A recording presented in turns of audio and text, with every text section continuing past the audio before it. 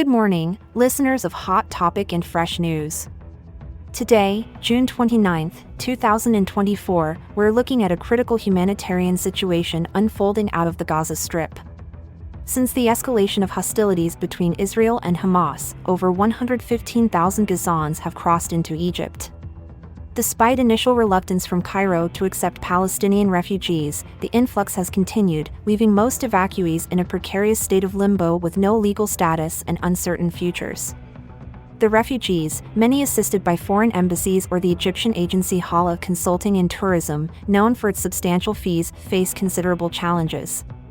In Egypt, their tourist visas expire after 45 days, stripping them of rights to public education, healthcare, and other essential services. Without the support of the United Nations refugee agencies, due to Cairo's policies, these individuals are essentially stateless and stuck. Among them, a 42-year-old mother of 6, originally from Jordan, finds herself unable to move her family to safety in Jordan or return to Gaza. Similarly, Majid El-Khozandar, a 60-year-old former restaurateur, has started anew in Cairo with a falafel shop that doubles as a community center for displaced Palestinians. Despite these personal strides, the overall outlook remains grim, with thousands of Gaza's confronting severe restrictions and an uncertain path forward in Egypt. This is a developing story, and we will continue to monitor the situation closely. Stay tuned for more updates right here on Hot Topic and Fresh News. Hello, everyone! This is Emily, coming to you live from New York City. And I'm David, joining you from San Francisco. You're tuned into Hot Topic and Fresh News. If you haven't already, make sure to subscribe and turn on notifications to keep up with all the latest news. Now, let's dive into the headlines.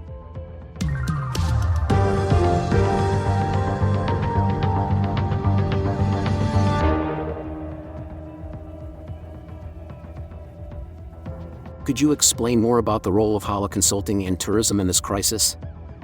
Absolutely. Hala Consulting and Tourism, reportedly linked to Egypt's state security services, has become a critical but controversial facilitator for Palestinians escaping Gaza. They charge significant fees to assist with the evacuation, which many see as profiteering from a humanitarian disaster. And what about the legal and social services available to these refugees once they arrive in Egypt? That's a significant issue. Once their 45-day tourist visas expire, these individuals lose access to public education, healthcare, and other critical services. Without any legal status, they find themselves in a precarious position, unable to return or move forward. How are individual families coping with these challenges? Many are struggling significantly. Take the example of the family led by a mother who used her Jordanian passport to evacuate. They're stuck, unable to move to Jordan or return to Gaza, illustrating the dire circumstances facing these families daily. Speaking of movement, I was reading this fascinating article last night about the migration patterns of monarch butterflies. Did you know they travel thousands of miles each year? It's quite astonishing how these tiny creatures. That is interesting, but perhaps we should focus back on the topic at hand? Right, sorry about that, got a bit sidetracked there. To get back on point, the situation for Gazan evacuees remains dire and complex, with no easy solutions on the horizon. Today, we delve deeper into the plight of Gaza evacuees in Egypt. Since October, more than 115,000 Gazans have crossed into Egypt, fleeing the war against Hamas. Despite Cairo's initial reluctance to accept Palestinian refugees, a significant number are now living in limbo within its borders. It's quite a complex situation.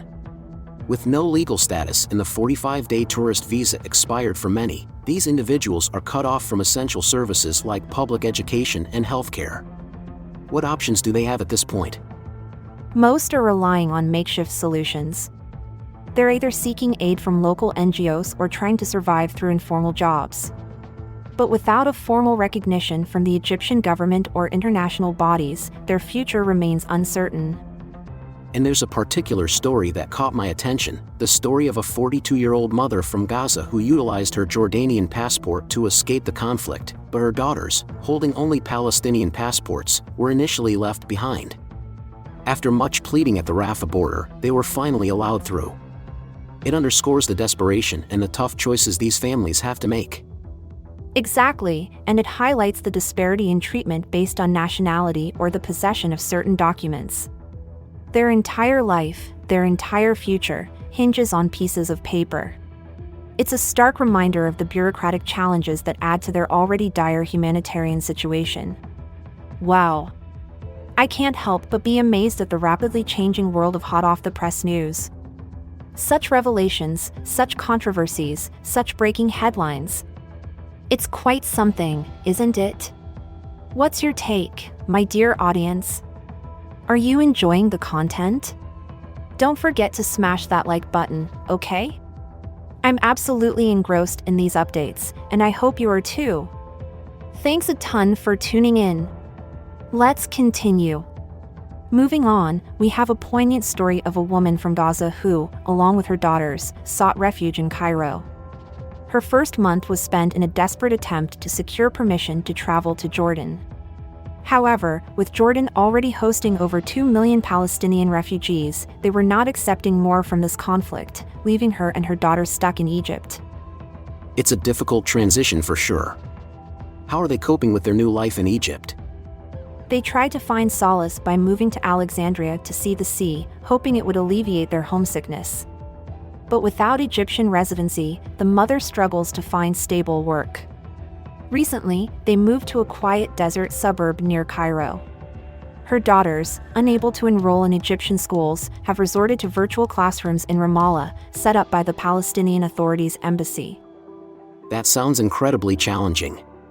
Can you give an example of how this situation is affecting their education? Certainly. Take Batul, one of the daughters, who is 15.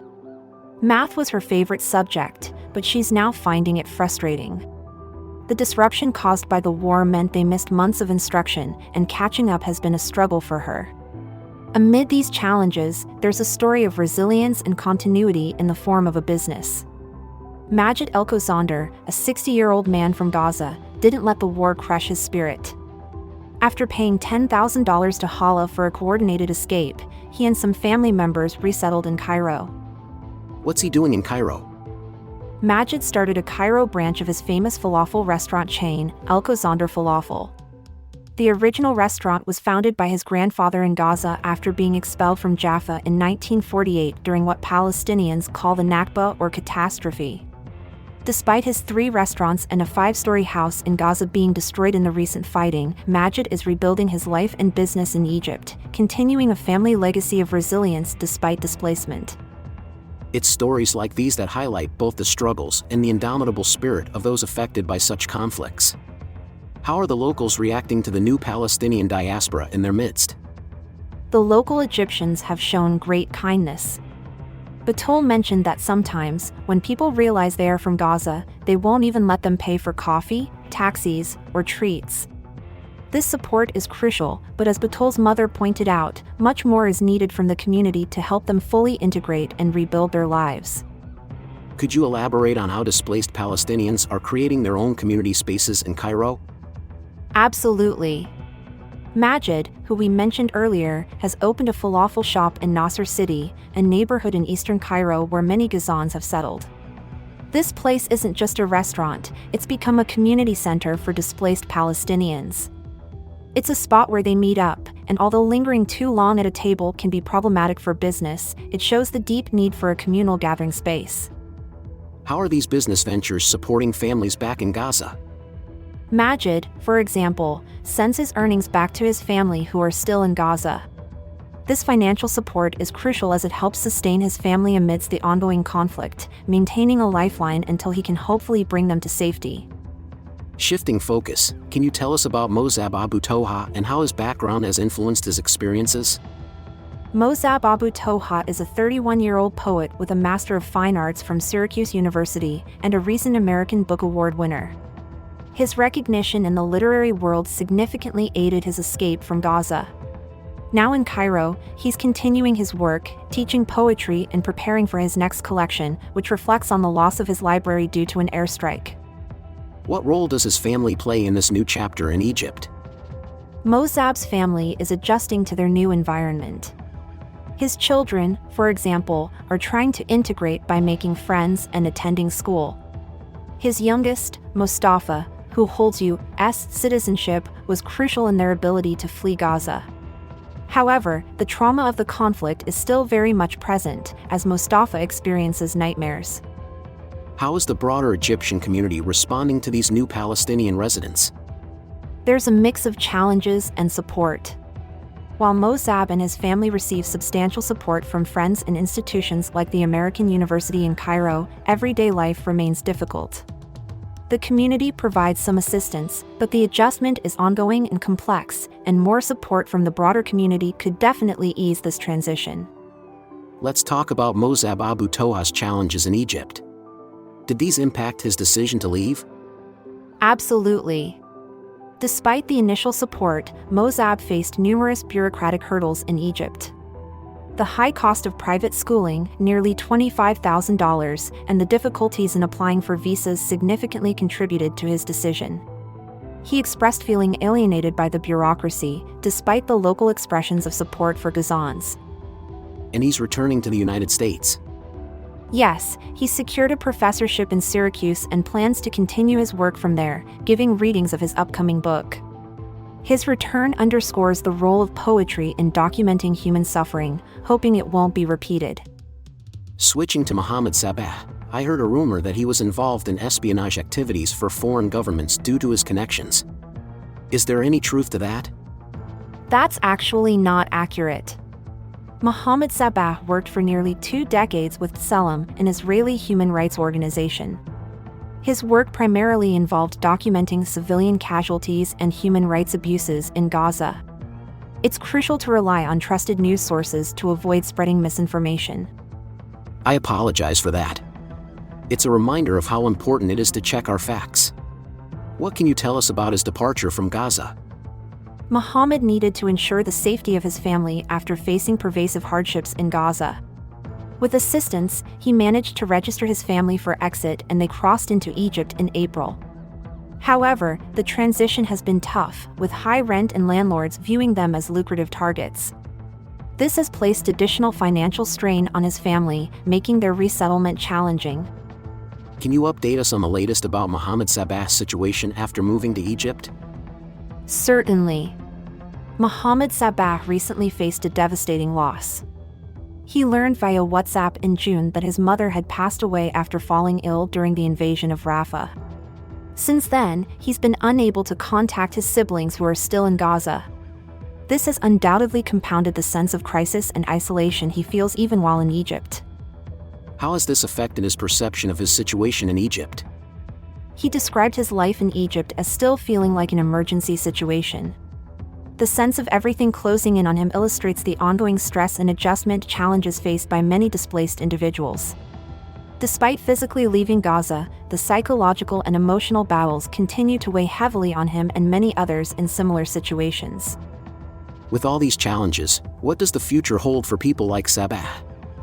That remains uncertain.